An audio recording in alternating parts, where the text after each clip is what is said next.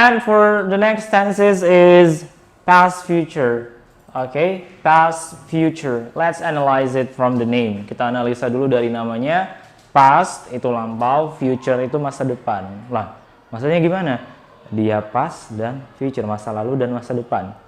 Okay, to make it simple, ini adalah sebuah kegiatan atau kalimat ini kalian gunakan atau kalian katakan ketika kalian merencanakan sesuatu di waktu lampau.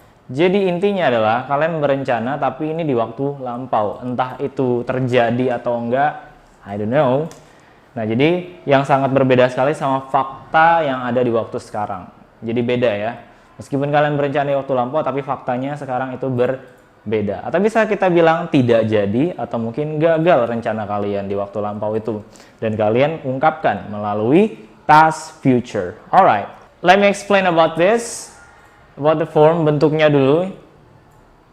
Untuk past future sendiri dia memiliki dasar bentuk dari would, ada kata would di situ. Ingat cara pronounce-nya bukan would, oke, ada L-nya ataupun should. No, langsung aja ke D.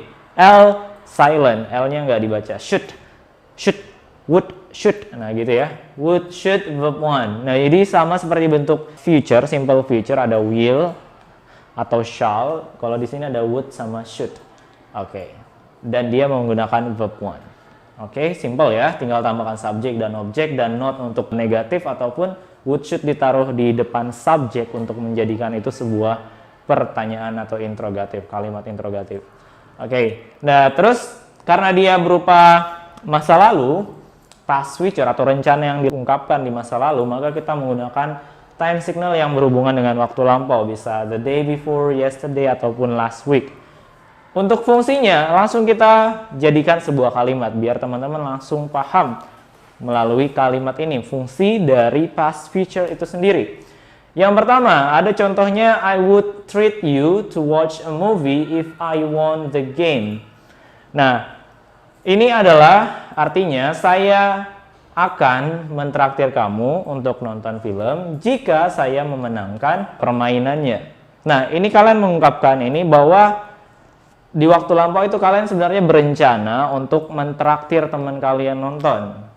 Oke, jika menang di dalam permainan di waktu lampau itu. Tapi kenyataannya tidak. Nah, maka ini hanya sekedar ungkapan. Sebenarnya sih aku pengen traktir kamu. Mungkin dalam konteks bahasa Indonesia seperti itu. Oke, atau dengan kalimat yang kedua, last week we would like to visit you, but the weather was so bad. Nah, ini sangat jelas sekali ya bahwa ini adalah sebuah rencana yang gagal. Last week we would. Minggu lalu saya akan mengunjungimu, tapi cuacanya buruk. Nah, otomatis kalian gagal dalam berencana itu. Oke? Nah, jadi untuk fungsi yang pertama merupakan ungkapan rencana yang gagal. Oke. And for the second function, saya punya dua kalimat di sini. Yang pertama ada Spartan.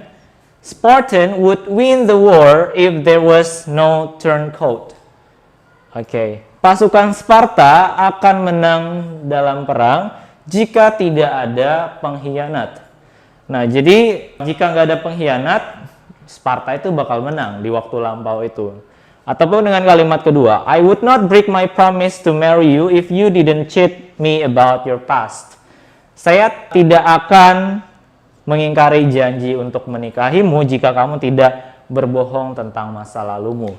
Nah, untuk yang fungsi kedua ini, dari contoh kalimat ini kita bisa ambil bahwa fungsi keduanya untuk menyatakan conditional sentence type 2 atau sebuah kondisi di mana kalian berandai bahwa sesuatu itu seharusnya begini jika syaratnya terpenuhi, tapi ternyata tidak. Jadi sesuatu itu akan terjadi jika syaratnya terpenuhi. Nah, jadi intinya seperti itu. Tapi kenyataannya, the fact-nya, faktanya tidak atau berbanding terbalik. Jadi biasanya digunakan di conditional sentence type 2 kalau di dalam grammar. Oke, boleh kalian telusuri lagi apa itu conditional sentence ya. And the third, saya punya fungsi yang ketiga. Nah, fungsi yang ketiga ini biasanya untuk menyarankan sesuatu. Bisa kalian menggunakan kata should. Should itu bukan hanya berarti akan, tapi seharusnya.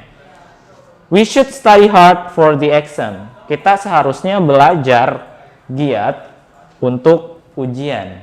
Nah, jadi kalian menyarankan boleh menggunakan past future. Itu fungsi lainnya. And for the last, untuk yang terakhir, fungsi dari past future adalah menyatakan polite request atau permintaan secara sopan. Kalian menggunakan kata would. Oke, untuk secara formal ataupun secara sopan, itu kalian memakai kata would. Would you help me please? Oke, jadi kalian biasanya kan bilang, can you help me? Itu agak sedikit kurang sopan. Nah, jadi untuk lebih sopannya lagi memakai kata would. Would you help me please? Nah, itu bisa kalian katakan seperti itu. Permintaan secara sopan atau polite request.